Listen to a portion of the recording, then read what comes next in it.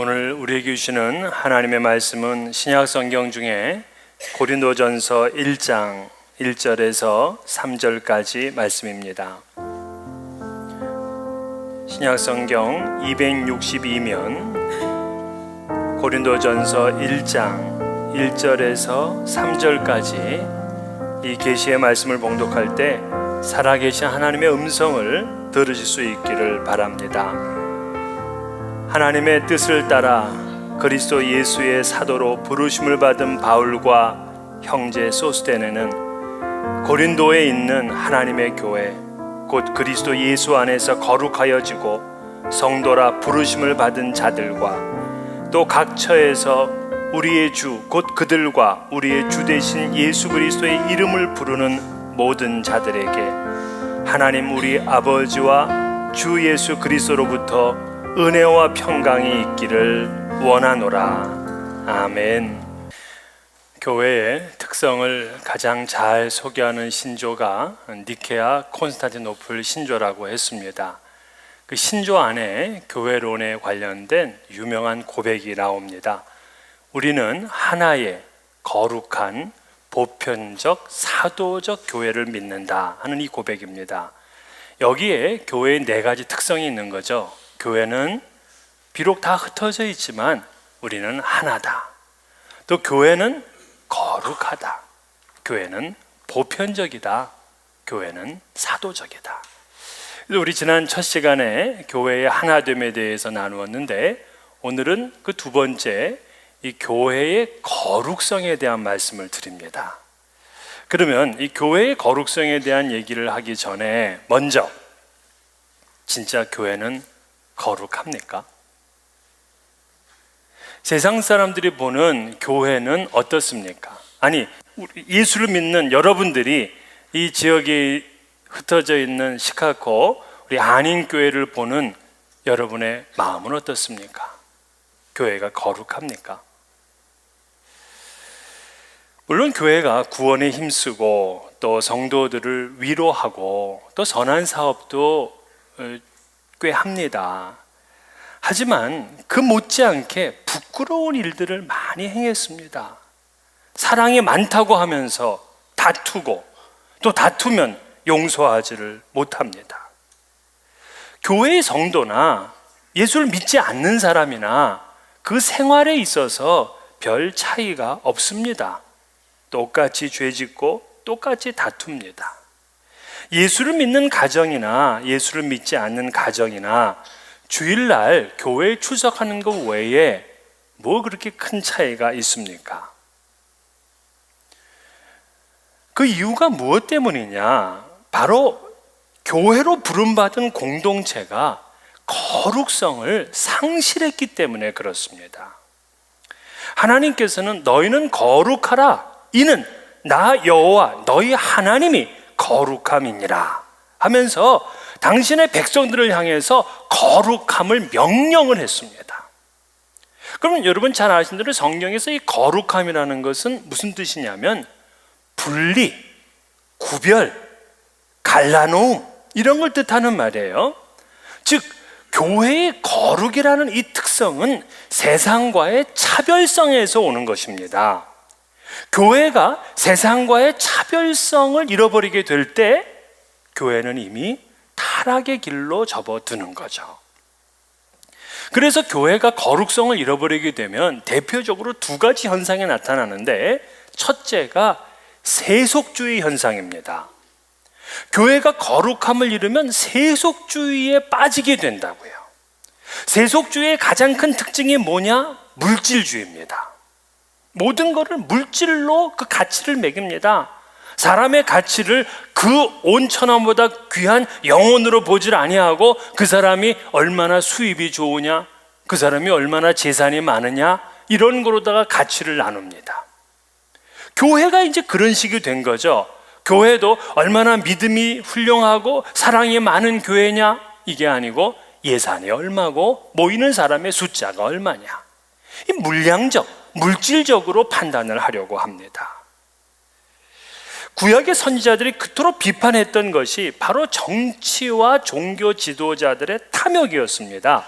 이 사람들은 가난한 사람들을 압제하고 자기 배만 부르고 그리고 축제를 일삼았습니다. 사치와 쾌락을 즐겼습니다. 하나님의 정의는 사라졌고 불의와 불법이 성행했습니다. 성전 제사 보기에는 그럴싸했습니다. 하지만 그 속은 거짓과 위선으로 가득 찼습니다. 성전과 그리고 그 성전에서 일하는 제사장들이 거룩성을 상실했기 때문에 종교 지도자들, 그 정치 지도자를 비롯해서 모든 백성들이 타락했다고요. 세속주의에 물들였습니다. 하나님이 심판을 경고해도 돌이킬 줄 몰랐습니다. 과거 베드로와 요한은 성전 미문 앞에서 구걸하던 그 중증지체 장애인에게 한 유명한 말이 있어요. 은과 금은 내게 없거니와 내게 있는 것으로 내게 주노니 나사렛 예수 그리스도의 이름으로 일어나 걸으라. 그 당시에 베드로와 요한은 은과 금은 우리에게 없지만 예수 그리스도의 이름이 있다고 이렇게 자신만만했습니다. 지금 교회는 뭐가 있는 겁니까?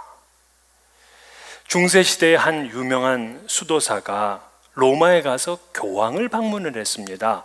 교황은 유명한 수도승이 오니까 그냥 그 성당 안을 이제 구경을 시켜줍니다. 그러면서 그 많은 보물을 자랑을 하는 거예요.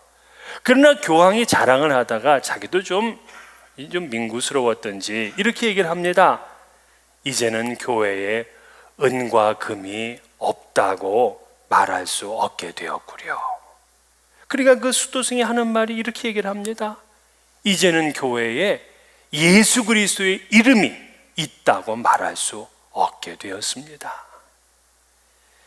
거룩을 잃어버린 교회는 세속주의가 침투되게 되고 세속주의는 철저하게 물질 만능주의로 나타나게 됩니다. 두 번째, 교회가 거룩성을 잃어버리게 되면 나타나는 현상이 인본주의입니다. 인본주의는 뭐냐면 하나님의 뜻이 아니라 인간의 뜻이 기준이 되죠. 하나님의 말씀을 떠난 다수의 이익과 다수의 의견과 다수의 편리함이 중심이 됩니다. 그러나 우리는 하나님의 뜻을 아는 것이 무엇보다 중요합니다. 이 구약의 예레미야 선지자는 하나님의 말씀을 선포했는데 그의 메시지는 거짓 선지자의 메시지에 묻혀버리고 말았습니다. 거짓 선지자들은 하나님의 계시가 아니라 사람들의 귀를 즐겁게 해주는 예언을 했습니다. 왕과 백성들은 그 귀를 즐겁게 하는 그 말씀을 진짜로 생각했다고요. 하지만 그것은 가짜였습니다. 사람들이 즐겁다고 그것이 하나님의 뜻이 아니었어요. 이사야 선지자는 풀은 마르고 꽃은 시드나 우리 하나님의 말씀은 영원히 서리라 그랬습니다. 하나님의 말씀이 진리이기 때문에 영원히 서는 것이죠. 그러나 인본주의는 말씀이 아니라 인간의 이성을 최고의 가치로 여깁니다. 그래서 인간이 하나님의 자리를 대신 차지합니다.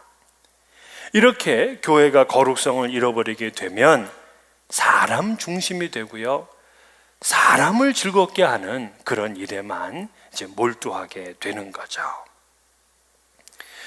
그러면 교회가 허물이 많으니까 거룩하지 않은 것인가? 여러분, 이 교회 안에 세속주의와 또 인본주의가 이제 침투하다 보니까 교회의 성도나 또 교회 밖의 불신자들이나 별 차이가 없어요. 교회 성도들도 이제는 서로 간에 세상 법정에 가서 고소를 합니다. 또한 서로 미우면 그냥 안 보면 그만이다 하고서 등을 돌려댑니다. 교회 성도들이 문란한 생활을 합니다. 세상 사람들과 똑같이 짝퉁을 만들고 이익을 챙기고 탈세를 저지르고 임금을 체불하고 부도덕한 일을 합니다.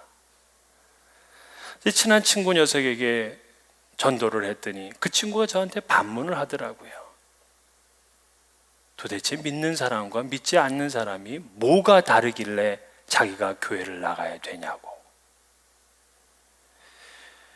여러분, 지금 교회가 이 세상과는 구별이 안 되는 거룩성을 잃어버린 교회가 됐습니다. 그러면 이러한 교회들은 거룩한 겁니까? 신약 성경의 교회 가운데 우리랑 비슷한 그런 문제를 가진 교회가 하나 있는데 바로 고린도 교회입니다. 이 고린도 교회는 다투고 갈등하고 그래서 사분오열이 돼요. 예배도 따로따로 드려요. 성도 중에는 계모와 동침을 하는 불륜을 저지르기도 했고요. 세상 법정에 성도 간 서로 고소 고발을 하는 일을 서슴지를 않았습니다. 하나님의 거룩한 그 주의 만찬, 성만찬을 하면서도 탐욕스러웠고 분별 없이 행하였습니다. 우상 제물을 아무 꺼리낌 없이 먹었습니다. 자기가 받은 하나님의 은사는 더 좋은 거라고 그렇게 논쟁을 일삼았습니다. 교회 목회자였던 바울을 악의적으로 비난하는 일을 했습니다. 요즘 주변에서 일어나고 있는 교회의 분쟁과 이 말썽은 고린도 교회에 비하면 사실 별것 아닌 것처럼 느껴질 정도입니다. 이러한 고린도 교회, 거룩한가요? 자, 그 답을 오늘 본문에서 봅니다. 오늘 본문에 보게 되면 바울의 편지를 받는 이 수신자는 바로 고린도 교회입니다. 그 교회를 향해서 이렇게 부르죠. 2절에 보면 고린도에 있는 하나님의 교회, 곧 그리스도 예수 안에서 거룩하여지고 성도라 부르심을 받은 자들과. 정말 놀라운 이야기죠. 수신자를 설명하는 그 문구를 보라고요. 지금 이 문제 많고 말썽 많은 고린도 교회를 향해서 뭐라고 부르느냐? 고린도에 있는 하나님의 교회. 하나님의 교회 안 갔단 말이에요. 지저분하고 더럽고 분쟁에 휘말린 교회가 뭐 하나님의 교회입니까?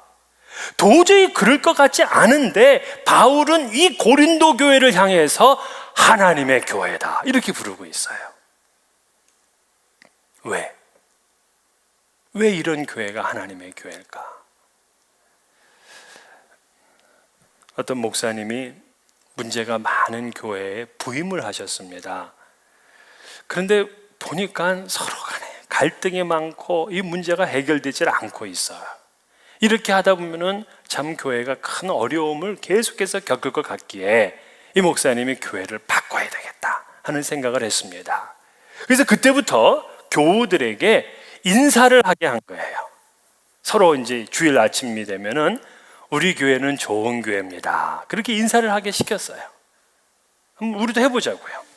옆에 있는 분과 우리 교회는 좋은 교회입니다. 이렇게 한번 해서.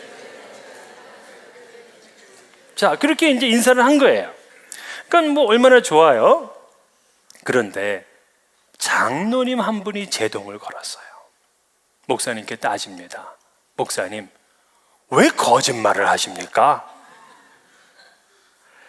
아니, 우리 교회가 무슨 좋은 교회입니까? 우리 교회는 좋은 교회가 아닌데 자꾸 좋은 교회라고 하면 그건 속이는 겁니다. 하나님 앞에서 하고 비난을 했습니다. 그러니 이 젊은 목사님이 가서 더 이상 그 인사를 할 수가 없었던 거예요. 그러면서 이 고민을 신학교에 교수님께 이제 여쭌 겁니다. 근데 교수님은 영성신학을 하는 분이었어요. 근데 그 교수가 그 목사님에게 이렇게 설명을 해주는 겁니다. 사람에게는 두 가지 종류가 있다. 하나는 푸시코스라는 종류가 있고 하나는 푸뉴마티코스 종류가 있다. 그러니까 푸시코스라는 것은 뭐냐면 육에 속한 사람이에요. 푸뉴마티코스라는 것은 영에 속한 사람이에요. 그러니까 푸뉴마티코스, 이 영에 속한 사람은 하나님의 영을 받았기 때문에 하나님의 임재를 느껴요. 그래서 하나님께서 이 시간 주관하시고 역사하시는 일을 봅니다.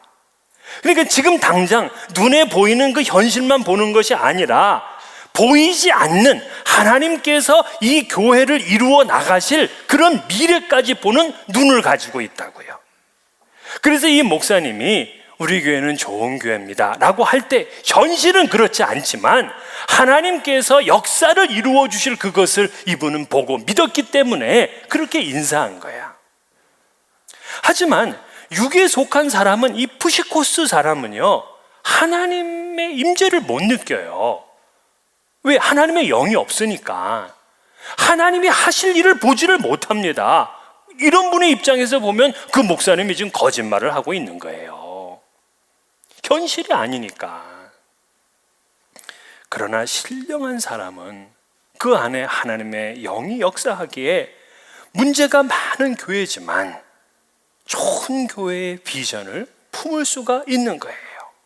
지금 바울 사도가 이 문제가 많은 교회를 향해서 너희는 하나님의 교회다 그렇게 말하는 것은 바울이 영의 사람이기 때문에 문제를 다르게 보는 것입니다.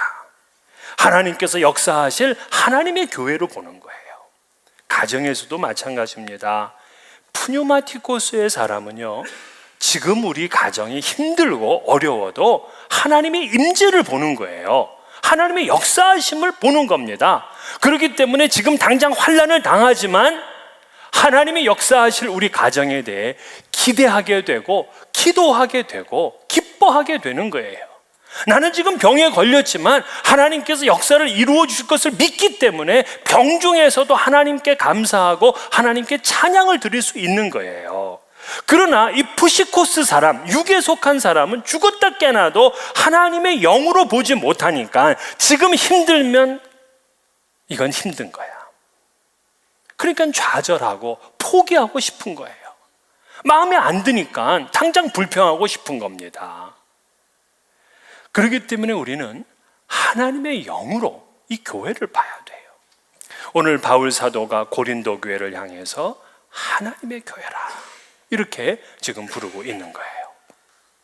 두 번째는 이 교회를 뭐라고 부르냐면 2절에 보니까 그리스도 예수 안에서 거룩하여지고, 자, 지금 이 교회를 거룩하여진 교회를, 이 거룩하여지다를 그 헬라어 원문에 보게 되면 이것을 완료형 분사로 썼어요.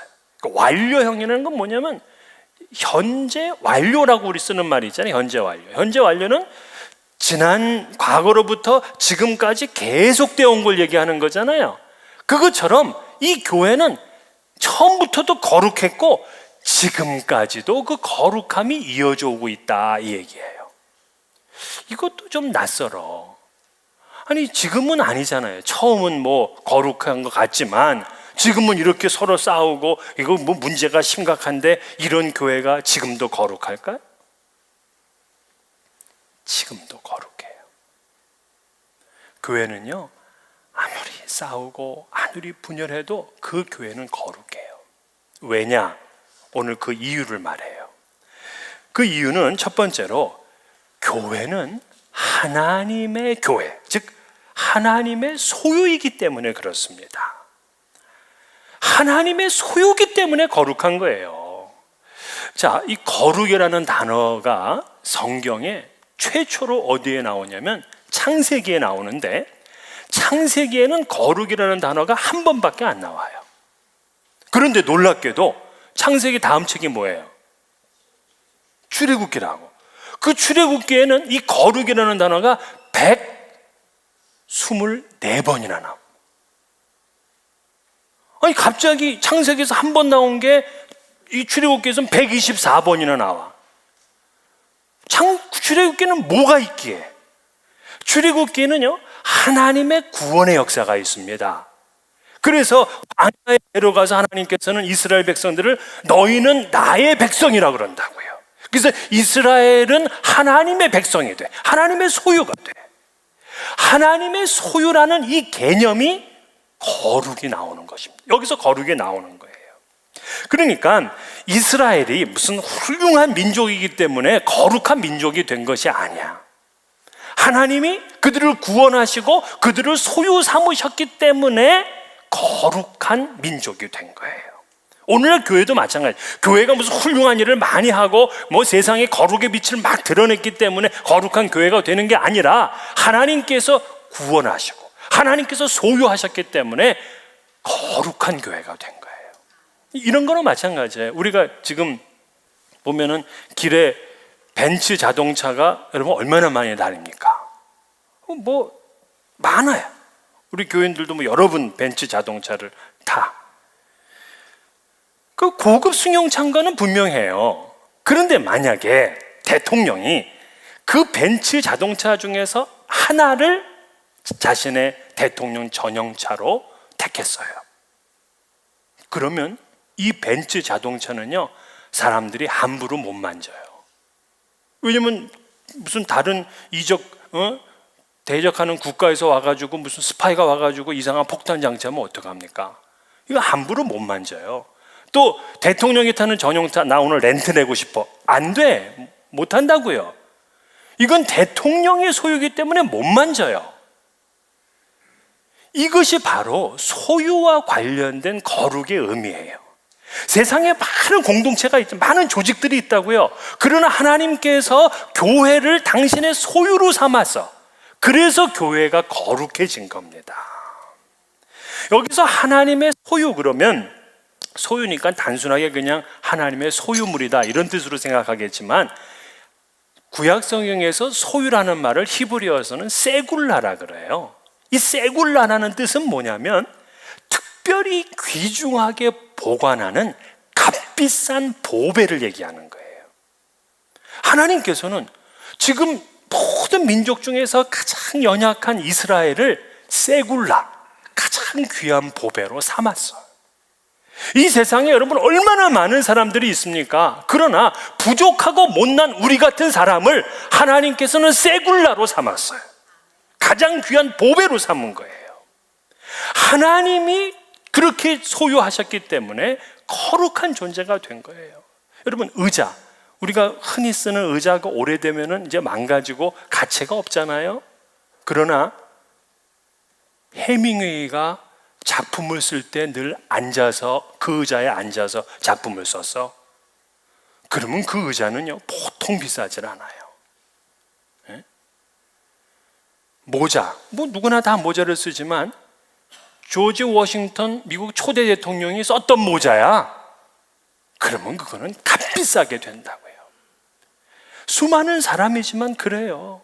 같은 천이지만 왕이 입으면 골룡포가 되는 거고, 같은 밥상이지만 왕이 먹으면 수라상이 되는 거고, 같은 비행기지만 대통령이 타면 에어포스 원이 되는 거예요. 그래서 교회가 거룩한 거야. 무슨 교회가 크고 위대한 일을 했기 때문에 거룩하다 인정된 게 아니에요. 하나님의 속기 때문에 거룩해요. 또 두 번째는 예수 그리스도 안에 있기 때문이라 그러는 거예요.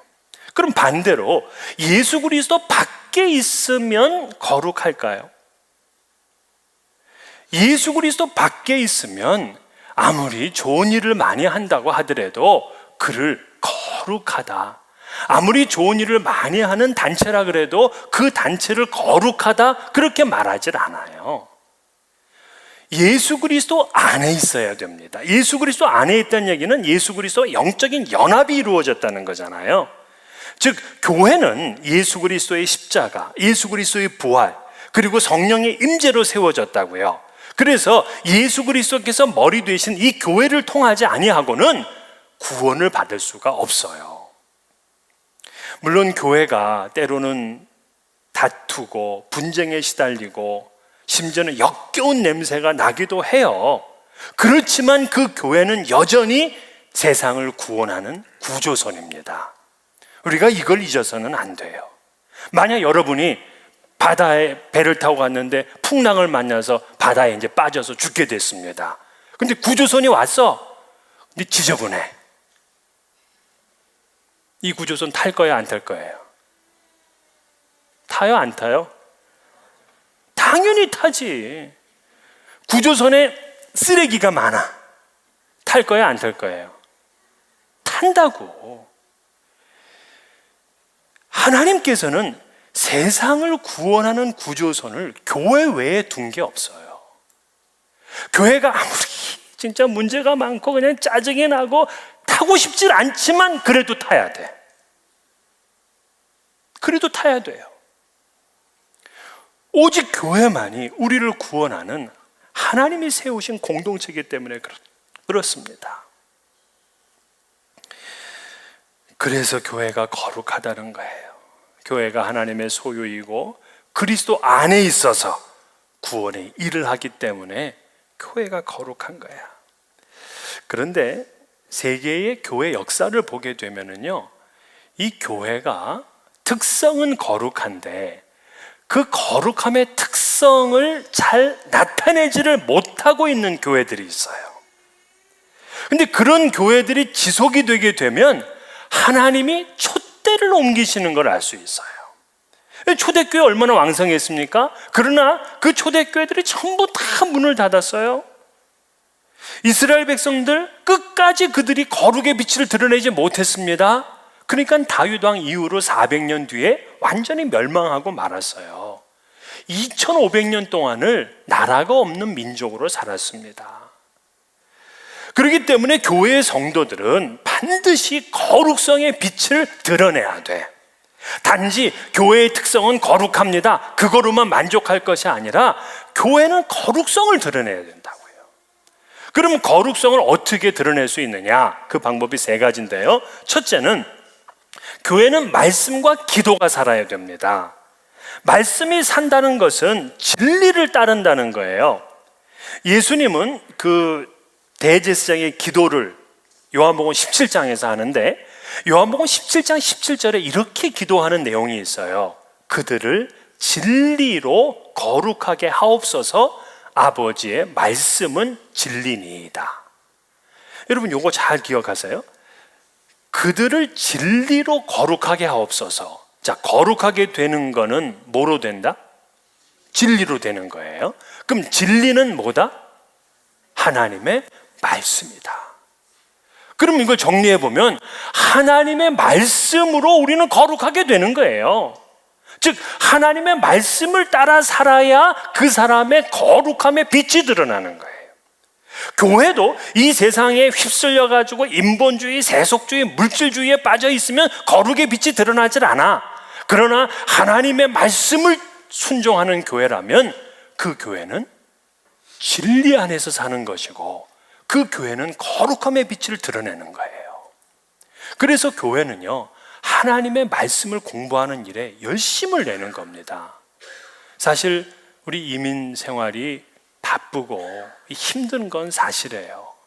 그럼에도 불구하고 우리 교회의 거룩함을 드러내기 위해서는 여러분들이 말씀을 공부하는 자리에 힘차게 나오셔야 돼요. 열심을 내셔야 됩니다. 괜히 그냥 조금 있으면 좀 쉴라 그러고 이 몸을 따라서 움직이시면 안 돼요. 교회에서 하는 말씀 공부에 여러분 열심을 내십시오. 또 기도가 살아나야 거룩성이 회복이 돼요. 기도가 뭐냐면 하나님과 대화잖아요. 하나님과 대화는 내 말만 전하는 게 아니라 하나님의 말씀을 듣는 거라고요.